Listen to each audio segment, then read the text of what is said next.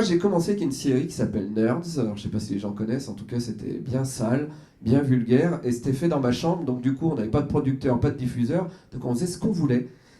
Donc, c'était sale et vulgaire. Mais au début, c'était sur le même, comment dire, c'était un gars et une fille, mais pour des nerds, en fait, pour des geeks. Voilà, il n'y avait pas de scénario, normalement, on ne devait pas avancer, c'était des blagues, des mecs dans un canapé qui jouent à la console, et des blagues, des blagues. Sauf que au bout de 6 épisodes, moi, en tant que scénariste, on était 3 scénaristes, mais moi, déjà, je m'emmerdais. Parce que on avait des personnages, on avait un décor unique parce qu'on n'avait pas d'argent, et, euh, et moi, je commençais à m'ennuyer parce que trouver des blagues, certes, mais où vont les personnages? Et donc, peu à peu, sans faire exprès, cette série qui n'était pas feuilletonnante, heureusement, on n'avait pas de producteur et pas de diffuseur, elle est devenue feuilletonnante. Je dis heureusement parce qu'aujourd'hui, en France, c'est très difficile de dire ma série est feuilletonnante. Si on arrive et qu'on dit sur TF1, ou surtout TF1, je veux dire, peut-être, en tout cas, on arrive et on dit c'est feuilletonnant, les mecs ils font non. Ah non, parce qu'on veut que le public il regarde et après il va se coucher et il achète les trucs qu'il a vus pendant la pub. C'est tout. Donc voilà. Et ils comprennent pas le goût de dire j'y reviens, d'y reviens-y, quoi. Enfin, maintenant ils comprennent grâce à CSI. Voilà. Donc, voilà. Ça, c'était la première série que j'ai faite, qui est devenue feuilletonnante, qui ne l'était pas au départ. Et puis, le temps passe, et puis on arrive à Reboot. Donc, là, c'est un peu spécial, Reboot, parce que c'est un appel d'offres de France Télévisions. Donc, c'est-à-dire que tous les ans, France 4, Nouvelles Écritures, vous pouvez, si vous avez envie d'écrire, y participer. Autour de juin, mai-juin, il y a un appel d'offres où ils disent, ben voilà, le sujet de cette année, ça sera, ben moi c'était Métro Robot Dodo. Oui. J'ai répondu à l'appel d'offres parce que je me suis dit, c'est pas un bon sujet d'appel d'offres. Et je me suis dit, je vais répondre à ce sujet d'appel d'offres en essayant de ne pas répondre à l'appel d'offres. Je ne sais pas si vous comprenez, mais bon. Donc en gros, voilà, il y a un appel d'offres et on doit écrire un épisode. On doit faire un pilote, une Bible. Voilà, et on envoie, et puis on attend, et en septembre, on avait la réponse. Donc, moi, je vais vous expliquer comment j'ai fabriqué Reboot. Comme ça vous donnera peut-être des pistes de comment fabriquer votre série. Donc, j'ai un sujet, Métro Robot Dodo, et je me dis, bon, les robots, en France, on n'en parle pas. On n'a pas de série de robots française vraiment connue. Le seul truc de SF qui est super connu, c'est Joséphine Ange Gardien. Donc on est super à la ramasse au niveau de la SF. Je regarde les séries que j'aime, je regarde les films que j'aime, et je me dis, bon, là l'appel d'offres de France Télé, honnêtement c'était Métro Robot Dodo, c'était les robots entrent dans notre quotidien, un jour ils vont nous remplacer, c'était ça le sujet. C'était Real Humans. La réponse à l'appel d'offres que faisait France Télé, c'était faire la série Real Humans. Donc, je ne pouvais pas faire la série Real Humans parce qu'ils l'ont déjà faite et elle est bien. Donc voilà, donc je suis dans la merde. Donc je prends la série Real Humans, on voit des photos de tournage, moi avec perruque, moi sans perruque, ça dépend. Donc je prends comme point de départ Real Humans. D'accord? Donc c'est, je ne sais pas si vous avez vu la série, une société comme chez nous, sauf que des robots sont en vente et on peut se servir de robots comme bonnes, et même comme objet sexuel. Voilà, après ça avance. Et le début de la série est hyper intelligente parce que ça traite du racisme. Parce que les robots commencent à prendre une place dans notre société et il y a des gens qui deviennent racistes des robots. Et moi j'ai trouvé ça super malin et ça on l'oublie un petit peu dans la saison 2 où ça devient autre chose, ça devient compliqué. Donc je me suis dit, ça j'aime bien, l'idée d'une société avec des robots qui aident les humains, mais en même temps les humains sont racistes envers eux. Je me suis dit, je vais prendre ça. Donc je l'ai mis de côté. Comme si j'étais un ordinateur, quoi. Voilà, j'ai mis ça dans ma tête. Voilà. Après, je me suis dit, quelle est la série que je préfère avec des robots? Battlestar Galactica. Parce que Battlestar Galactica, c'est les robots qui gagnent sur les humains. Et ils sont plus forts que les humains parce qu'ils arrivent à s'immiscer parmi les humains. Et même eux, ils oublient qu'ils sont des robots. Donc j'ai pris ça et j'ai fait une frise temporelle. Je me suis dit, Real Humans, c'est le début. Battlestar Galactica, c'est la fin. Qu'est-ce qui peut m'amener de la série Real Humans dans l'espace avec Battlestar Galactica. Terminator. Ouais, Terminator, c'est les robots qui essayent de détruire l'humanité. Bon, le problème, c'est que c'est un peu définitif. Et que j'ai un budget France Télévisions. D'accord, donc Terminator, je l'oublie un petit peu. Et je me suis dit, qu'est-ce qu'il y a d'autre comme série de robots? J'ai fait dans ma tête tout le truc, et quand j'ai voulu écrire mon épisode, j'adore Doctor Who, je me suis dit, il faut qu'il y ait Doctor Who dedans. Voilà. Mais j'avais rien d'autre. Et au lieu de faire un synopsis, moi j'ai un problème, c'est que je ne sais pas ce que je veux raconter. C'est-à-dire que là, je viens de finir d'écrire mon premier long métrage, et avant la 60e page, je ne savais pas où j'allais. Parce que je suis quelqu'un qui a appris à écrire avec les dessins animés japonais. Donc, croyez-moi, Dragon Ball, ça se termine jamais. C'est la base du shonen. Le héros, il évolue, mais il n'y a pas de fin. Il meurt, c'est pas grave, il revit. Donc voilà, il n'y a pas de fin. J'ai lu des comics. Les comics, le héros, il n'y a pas de fin. Il meurt, il revit, c'est pas grave. Voilà. Et donc, en fait, c'est hyper compliqué pour moi d'écrire quelque chose qui se termine. Donc, ce que j'ai fait, c'est que j'ai inventé mon héros. Et souvent, dans les séries, le héros, celui qui va nous donner envie de nous impliquer, il n'a pas de race. Il est insipide. Astérix, il est nul. On aime Obélix. Voilà, Tintin, il est chiant comme la mort. On aime le capitaine Haddock. Et donc, je suis parti, j'ai créé mon héros, Oscar. C'est salaud pour Sébastien Lalanne qui joue le rôle d'Oscar. Mais j'ai créé Oscar, et Oscar, je me suis dit, voilà, c'est un mec, il est témoin de cette époque. Il est vendeur de fruits et légumes. Pourquoi j'ai choisi un vendeur de fruits et légumes? Je me suis dit, qu'est-ce qui fait le moins robot du monde? Je me suis dit, un maraîcher. Donc, je me suis dit, France Télévisions, ils attendent une série sur des robots qui volent le travail des humains. Je me suis dit, moi, c'est un humain qui vend des fruits et légumes. Voilà. Non, c'est pas un humain. En fait, c'est un robot, mais il n'est pas au courant. Battlestar Galactica. J'ai mélangé ça, et il fallait un élément déclencheur, comme on écrit toutes les séries, vous savez, le héros, il est dans Luke Skywalker, il est à la ferme avec son oncle, tout va bien, et puis il y a un mec qui arrive avec un sabre, des robots, et ils lui disent « Eh mec, tu vas sauver la galaxie !» Voilà. Là, moi j'aime bien Doctor Who, donc j'ai créé le personnage du majordome, que je me suis donné en plus, parce que étant scénariste et réalisateur, autant me donner le rôle que je kiffe. Voilà, je joue le majordome, et j'arrive dans la vie de ce personnage, et je lui dis « Eh mec, t'es un robot !» Et le mec me dit « Mais non !» Voilà, et la série débutait là.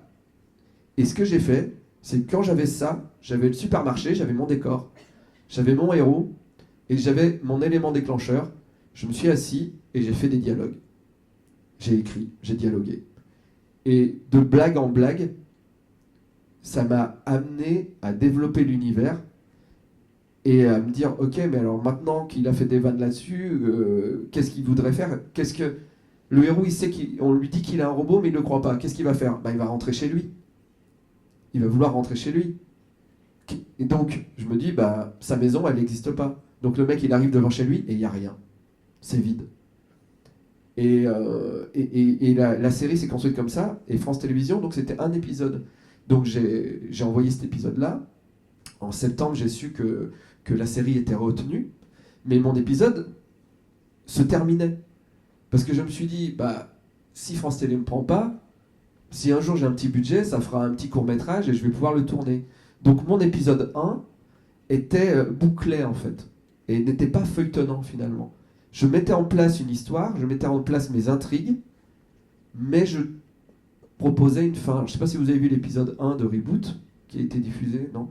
Oui, bon. 2, d'accord. Donc l'épisode 1, finalement, à la fin, on a rajouté un à suivre, parce que c'est l'épisode qui est le moins feuilletonnant de toute la série. Parce que c'est l'épisode pilote qui avait été écrit en premier, et donc je m'étais dit, autant je fais une fin, comme ça, parce qu'en tant que scénariste, sinon j'étais malheureux. Sinon j'aurais envoyé un truc, même si j'étais sûr que ça allait être pris, il fallait quand même que quand j'ai fini ce truc et qu'après j'allais plus en entendre parler pendant des mois, il fallait que j'ai une fin, parce que moi, s'il n'y a pas de fin, ça me rend fou. Donc voilà, donc j'ai écrit mon truc et j'ai envoyé. Et là, France Télé m'a dit, ok, on y va. Combien tu fais d'épisodes? Ok, donc 6 épisodes. D'accord, 6 épisodes. Parce que je me suis dit, 6 fois 10, ça fait 60 minutes, c'est déjà pas mal, ça t'entraîne à faire un long métrage, tu vois, un petit peu.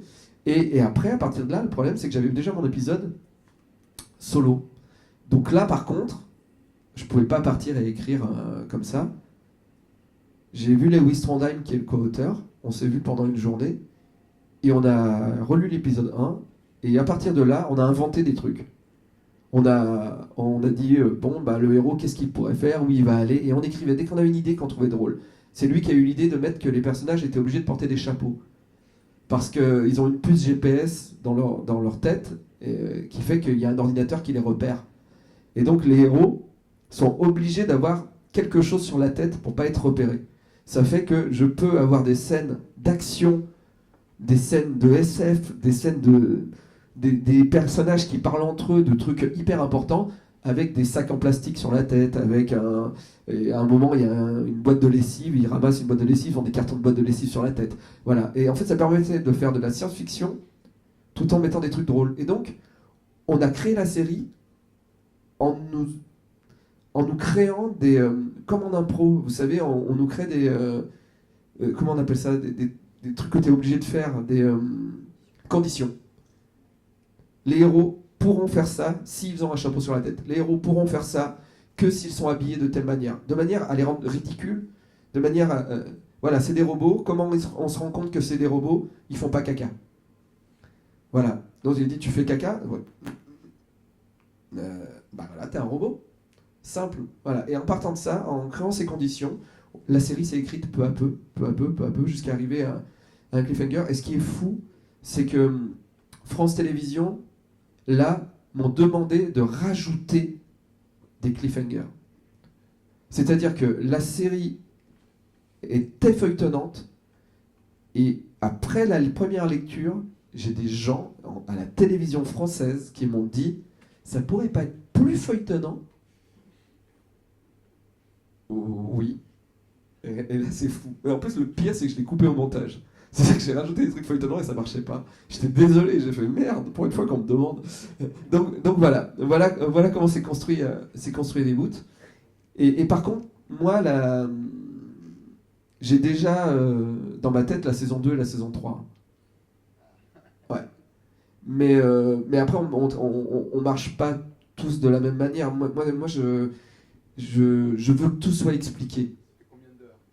Ouais, ça fait 60 minutes, une saison. Donc là, forcément... Non, mais c'est sûr, c'est sûr. Si j'avais vendu une saison de Buffy, par exemple, 26 épisodes, mes 3 saisons auraient été dans la saison 1. Donc voilà, c'est sûr. Donc voilà. Après, dans les... Comment dire, comment écrire? Ben, je sais pas trop. Moi, j'ai un gros problème, justement, avec l'unitaire. Comme je vous disais, j'ai voulu écrire un film et c'est très compliqué parce que on est tellement habitué à la série aujourd'hui, on veut tellement traiter de sujets que se dire qu'on n'aura qu'un sujet à traiter, je trouve ça flippant. Et je trouve ça plus simple de faire de la série. Je sais pas ce que tu en penses, mais moi je pense que c'est plus simple pour des gens qui ont envie de dire plein de choses, de commencer en faisant de la série plutôt que de faire un film. Enfin bon. Après, c'est mon truc. Merde, je sais plus ce que je voulais vous dire. J'ai un trou. Oui, pour les sujets des séries, c'est très compliqué aujourd'hui d'aller voir vous commencez, vous écrivez chez vous et vous connaissez pas des producteurs et c'est très compliqué de commencer. Faites comme j'ai fait pour France Télévisions. Il y a des concours, il y a des choses comme ça, et c'est hyper important parce qu'on rencontre des gens. Et c'est comme ça qu'on arrive peu à peu à faire notre trou dans le milieu. Mais aussi, il faut, si vous avez envie de séduire, là dernièrement, j'ai vendu une série en démol la semaine dernière, parce que j'ai parlé de quelque chose qui est dans l'air du temps. Et si vous avez envie de faire une série, si vous avez envie d'intéresser des gens, moi par exemple la série que j'ai vendue, c'est une série qui va parler des youtubeurs et qui va parler de la vie des youtubeurs. C'est-à-dire, qu'est-ce qui se passe derrière les sketchs que vous voyez chez Golden Moustache, chez Studio Bagel, vous? Qu'est-ce qui se passe derrière? Qu'est-ce qui se passe dans l'envers du décor? Et est-ce que tout le monde est copain et hyper lol ou MDR comme on voit et tout le monde est ami? Et est-ce que ce serait pas la télévision bis avec des gens qui essayent de choper plus d'argent que l'autre et... Si, oui, c'est la même chose en fait. Voilà. Mais ça, personne n'en parle. Et du coup, j'ai écrit cette série en septembre. Fin septembre, j'avais un rendez-vous et on m'a signé en octobre et voilà. Et ça, c'est pas parce que j'ai déjà fait des trucs avant. C'est juste, je pense que c'est parce que c'est une série dans l'air du temps qui... Et je pense qu'en ce moment, des séries sur les terroristes, ça pourrait marcher. Voilà. Je sais que c'est pas le moment de parler de ce genre de choses, mais en tout cas, j'ai déjà entendu parler des scénaristes, j'ai vu passer des trucs où les gens commencent à parler de comment traiter le sujet, comment le faire en fiction. C'est assez horrible, mais ça marche comme ça à la télévision aussi.